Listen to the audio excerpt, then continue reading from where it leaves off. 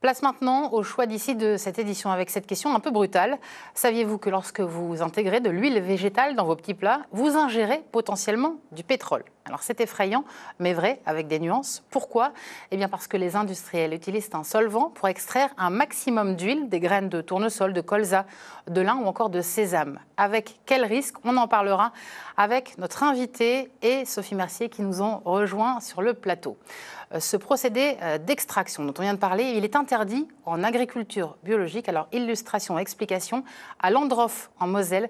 C'est avec Styliana Pève et Olivier Bouillon. En octobre, c'est la récolte des derniers tournesols de l'année.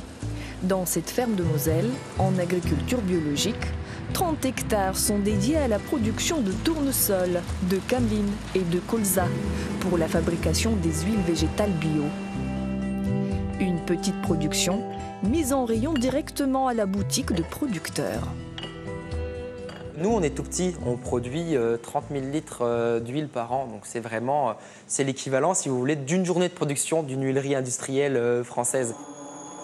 À l'arrière-boutique, une machine presse les graines et extrait le précieux liquide. Ce jour-là, de l'huile de cameline. Donc la graine de cameline, c'est cette petite graine-là. C'est une plante qu'on cultive ici en Lorraine. C'est l'ancêtre du colza et du lin, si vous voulez. Des huiles végétales bio de première pression, sans chauffer les graines et sans ajouter des solvants, comme dans un processus industriel. Un industriel, lui, va chauffer la graine, il va la broyer. Son objectif, lui, c'est quand il a 1 kg de graines, c'est d'extraire le maximum d'huile.